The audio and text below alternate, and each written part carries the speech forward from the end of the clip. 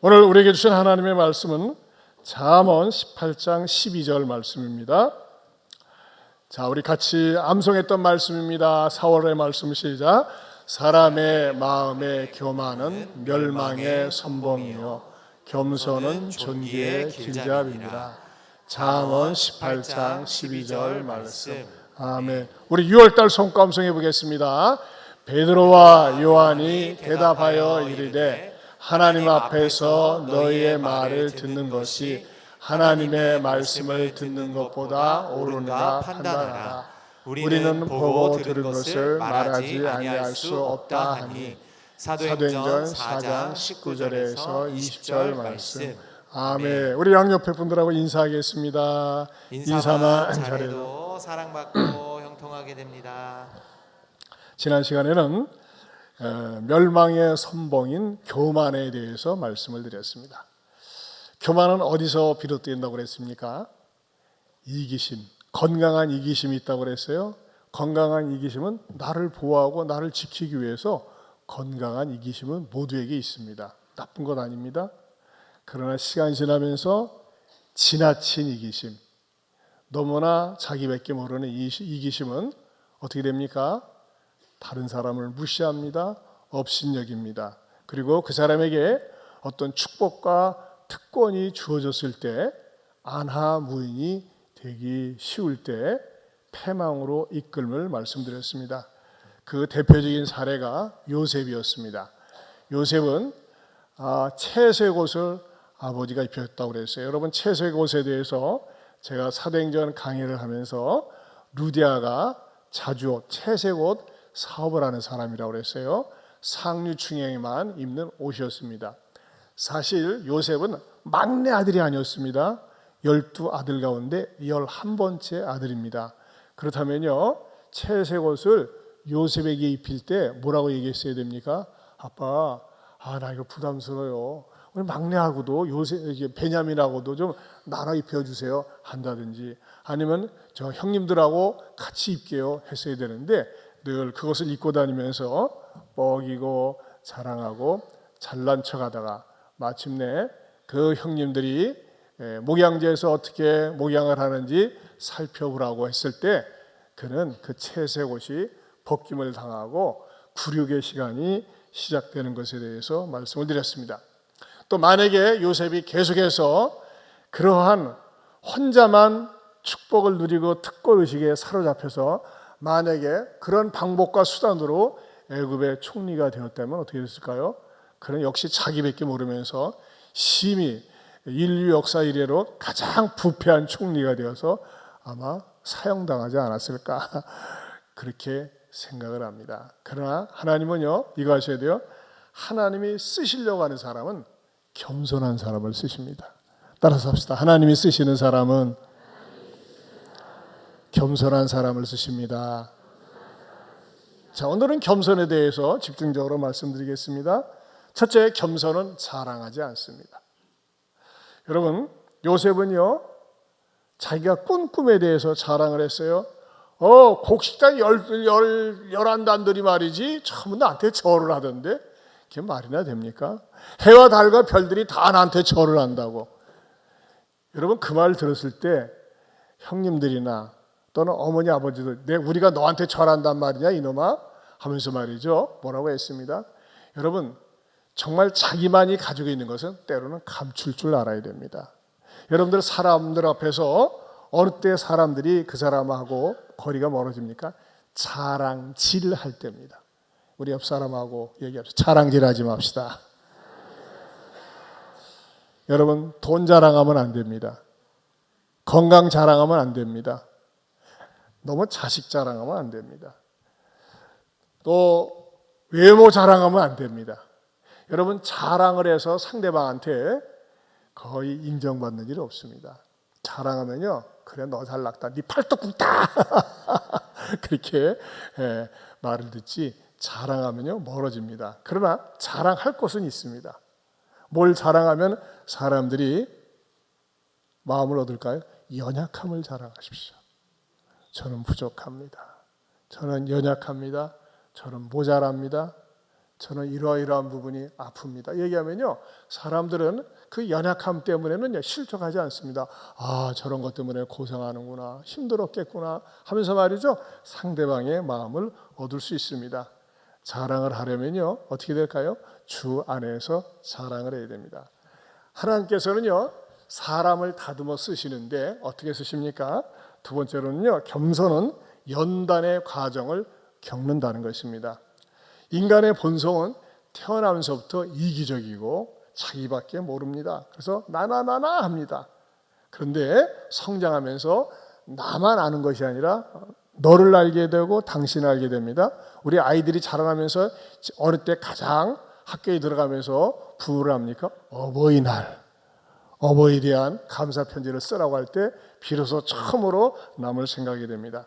자, 이 요셉의 예를 살펴보면서 요셉은 연단의 과정을 겪는데 두 종류의 옷을 입으면서 연단의 과정을 겪습니다. 첫째는요, 노예의 옷을 입습니다. 그렇죠? 노예로 팔리면서 노예의 옷을 입습니다. 여러분, 노예라고 하는 것은요, 말하는 동물입니다. 노예는 말하는 물건입니다. 노예는 자기 권리가 없습니다. 노예는요, 자기 주장이 없습니다. 시키는 대로 해야 됩니다. 죽어라고 이래도 월급이 없습니다. 노예는 그저 밥만 먹여주면 됩니다. 우리도 옛날에 머슴이라고 있었어요. 머슴. 왕년에 잘 살아가지고 머슴 두셨던 분들 손 들지는 마시고 머슴은요, 먹여만 주면 되는 거예요. 근데 머슴보다도 더 비참한 것은 노예입니다. 자, 이 노예의 밑바닥에 떨어진 요셉은 어땠을까요? 비로소 인간의 서러움을 알았을 것입니다. 집안에서 가장 총애를 받았는데 가장 밑바닥 인생을 살고 있는 것입니다. 그러면서 요셉은 인생의 밑바닥이 무엇인지, 서러움을 당한다는 것이 무엇인지 그는 깨닫게 되었습니다. 그리고 자기가 교만했을 때 형님들은 얼마나 서러웠을까 자기를 돌아보게 되었습니다. 자, 그 다음에 더 비참한 것으로 요셉은 던짐을 받습니다. 두 번째로 죄수의 옷을 입습니다. 죄수의 옷. 여러분, 사람이 감옥에 가서 수의를 입는다는 거 얼마나 비참한지 모릅니다. 자기가 입는 죄수의 옷, 수의는 뭡니까? 죄의 대가를 입는 거예요. 이 요셉은 그러한 일을 저지르지도 않았는데, 보디발의 아내에 성폭행하지도 않았는데 그야말로 억울하게 성폭행했다고 하는 혐의를 뒤집어쓰고 노예에서 죄수로 완전히 범죄자로 전락을 합니다. 자, 그런데 요셉이 죄수의 몸으로 감옥에 있을 때 누구 하나 변호해 주는 사람이 없었습니다. 요셉은 그런 사람이 아니에요 라고 얘기해 주는 사람이 없었습니다. 아니야, 요셉은 저러면 저 감옥 가도 돼. 원래 저런 바람기가 많거든. 노예 생활하면서 말이지, 이 여자 저 여자 찝쩍거리면서 못된 짓 많이 하더니 꼴 좋네, 그런 말을 들을 정도의 혐의나 죄는 결코 없었다고 하는 것입니다. 깨끗한 젊은이, 깨끗한 청결한 청년이었습니다. 그러나 억울하게 밑바닥 인생을 경험하게 됩니다. 인생 가운데 최고의 밑바닥입니다. 자, 보세요. 이런 걸 갖다가 뭐라고 합니까? 설상가상이라고 하죠. 성도들도 보면요, 고난을 당하는데 고난이 말이죠, 계속 시리즈로 와요. 물질의 고난, 질병의 고난, 인간관계의 고난 확 밀어닥칩니다. 우리 집사님도 그러셨죠? 막 몰아닥치는 거예요. 왜 그런 줄 아세요? 여러분 가운데 그런 분이 있어요. 그 기질 가지고서는 교만해서 넘어지고 하나님을 등질 것 같으니까 계속 깎으시고 낮추신다고 하는 것입니다. 여러분 가운데는 혹시 이렇게 말이죠, 요셉처럼 노예의 옷이나 죄수의 옷, 나를 하나님께서 왜 이렇게 비참하게 만드시는지 모르겠어, 나로 왜 이렇게 궁지에 몰리게 하시는지 모르겠어, 힘들게 하는지 모르겠어. 그건요, 하나님께서 여러분의 자신의 의지를 가지고서는 되지 않기 때문에 하나님이 그런 환경으로 몰아넣는다고 하는 것입니다. 그것을 깨달을 때, 그것을 알게 될 때 복이 되는 줄로 믿습니다. 특별히 겸손은 세 번째로요, 배우게 만듭니다. 여러분, 겸손한 사람은요 항상 배우려고 하는 마음이 있습니다. 교만한 사람은 배우지 않습니다. 건방진 사람은 배우지 않습니다. 여러분, 요셉은 어떻게 배웠습니까? 요셉은요 그 언어 자체가 히브리 언어였어요. 애굽 말을 단 한마디도 할 줄 모릅니다. 여러분, 중동 갔다 오신 분들 알지만, 중동을 그쪽을 보면 알지만 히브리어하고 아랍어하고 완전히 다릅니다. 근데 어떻게 했어요? 요셉은 17세의 소년으로 팔렸지만 죽자 살자 애굽 언어를 배웠습니다. 여러분, 언어를 얼마나 잘합니까? 얼마나 잘하는지 시간이 지나면서 자기 주변에 있는 노예의 형제들하고 소통이 되는 거예요. 소통이 잘 되는 거예요. 그리고 그들 속에서 눈에 띄는 거예요. 그러니까 뭐가 됐어요? 노예 총무가 되었습니다. 왜 그랬죠? 열심히 배우니까. 열심히 일도 배웠습니다. 그리고 한 걸음 더 나아가서 그가 억울하게 감옥에 들어가서 감옥 총무가 되었을 때에, 감옥에 들어갔을 때 거기서도 열심히 배웠습니다. 거기서 배운다는 게 뭡니까? 섬기면서 배우는 것입니다. 여러분, 섬기는 사람은 배우는 사람입니다. 주변에도 보면요 잘 섬기는 사람들이 있어요. 이런 사람들은 한결같이 겸손합니다. 섬기면서 배웁니다. 그러다 보니까 뭐예요? 그 감옥에 들어간 사람들은 왕을 보호하던 사람들이었어요. 술 관한 장, 떡 관한 장. 그 사람들이 이 요셉의 젊은이가 잘 섬기니까 뭐예요? 야 요셉아, 내가 한마디 해줄게 하면서 궁중에 있었던 모든 것을 다 가르쳐 줍니다. 이야기해 줍니다. 남는 건 시간밖에 없으니까. 그러면서 뭘 배웠어요? 정치를 배우게 되었습니다. 궁궐 문화를 배우게 되었습니다. 그러면서 그에게 마침내 기회가 주어졌을 때 애굽을 갖다가 바로 다음으로 통치할 수 있는 실권자가 되었습니다. 그리고 마침내 그가 감옥에서 그 억울한 누명이 벗겨지고 출소하게 되었을 때 애굽 왕 바로 앞에 서서 참 너는 말이지 꿈을 잘 푼다더라, 그런 말을 칭찬을 들었을 때 네 번째로 어떻게 합니까? 모든 것을 하나님께로 돌립니다. 제가 잘난 것 아닙니다. 하나님이 주셔서 그렇습니다. 자, 이것이 그리스도인의 태도입니다. 창세기 41장 15절에서 16절 말씀 같이 읽어보겠습니다. 바로가 요셉에게 이르되 내가 한 꿈을 꾸었으나 그것을 해석하는 자가 없더니 들은즉 너는 꿈을 들으면 능히 푼다 하더라. 요셉이 바로에게 대답하여 이르되 내가 아니라 하나님께서 바로에게 편안한 대답을 하시리이다. 네, 따라서 합시다. 내가 아니라 하나님께서 하십니다. 전에는 내가였어요. 그러나 이제는 주가 합니다.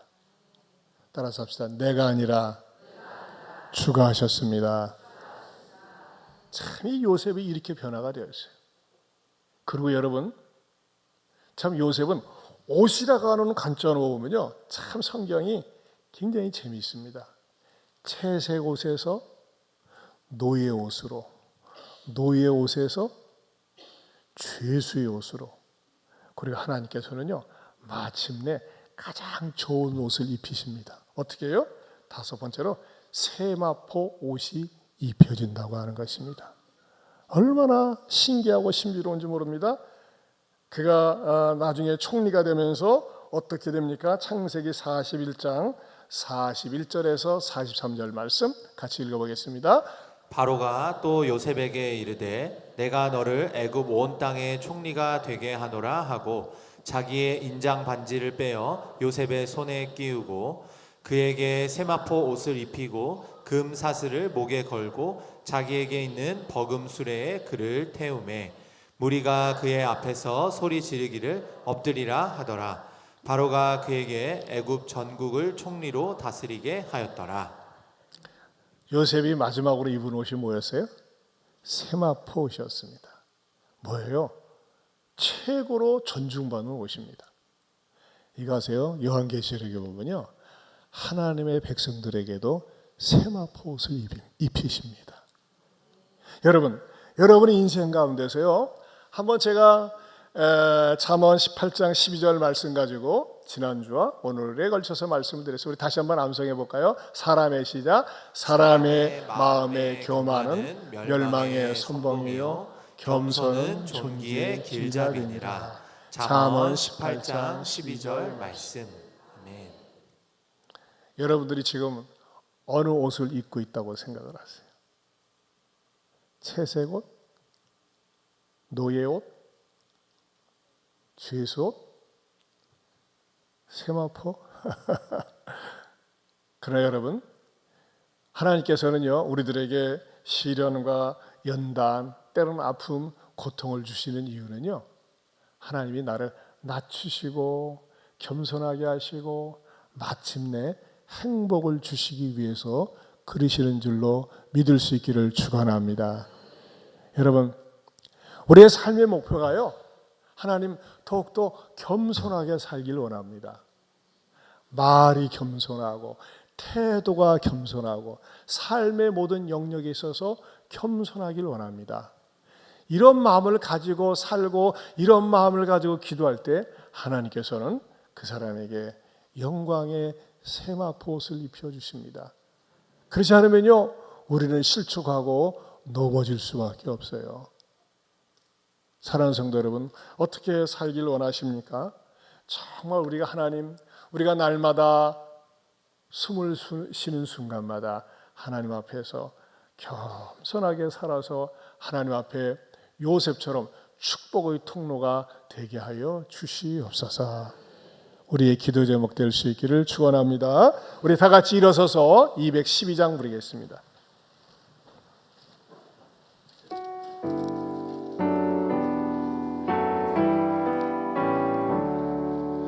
겸손히 주를 섬길 때 괴로운 일이 많으나 그 주여 내게 힘 주사 잘 감당하게. 1절로 다시 한번 겸손히 주를 섬길 때 괴로운 일이 많으나 그 주여 내게 힘 주사 잘 감당하게 하소서. 인자한 말을 가지고 사람을 다 시키며 갈 길을 잃으니 잘 인도하게 하소서. 그 주의 귀한 이름을 깨달게 하시고 그 뻔한 믿음 주셔서 그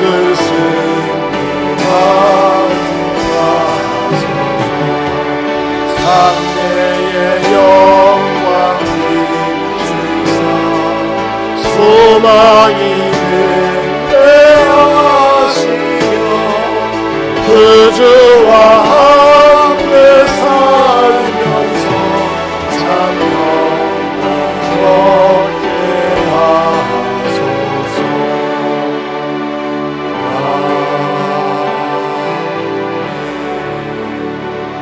여러분, 이 시간에 우리 두 손 들고 앞에 나와서 기도하실 분들은 기도하시고, 여러분 겸손해야 됩니다. 겸손한 것은 연약한 것이 아닙니다. 겸손한 것은 못한다고 하는 부정적인 태도가 아닙니다. 겸손한 사람은 남을 배려할 줄 알고 생각할 줄 압니다. 자랑하지 않습니다. 하나님, 혹시 우리 아이들 교만하지 않습니까? 교만하면요 매를 맞습니다. 우리 아이들 겸손하게 하시고 나도 겸손하게 하시고 여러분의 가족 식구들을 위해서, 여러분 자신을 위해서, 그래서 괴로운 일이 많이 있는 것, 나를 낮추고 겸손하기 위한 하나님의 채찍인 줄 알고 하나님의 수단인 줄 알고 잘 받아들이면서 잘 감당하게 달라고 우리 시간에 두 손 들고 주여 3번 부르고 따라 주여 이렇게 한 다음에 10분 이상 기도하고 반드시 기도하시고 식당에 가서 식사하시기 바랍니다. 한번 따라서 합시다. 주여 나를 겸손하게 하소서. 주여 나를 겸손하게 하소서. 주여 겸손하길 원합니다. 우리 다 같이 기도하겠습니다. 주여 나를 겸손하게 하소서. 주여 제가 겸손하게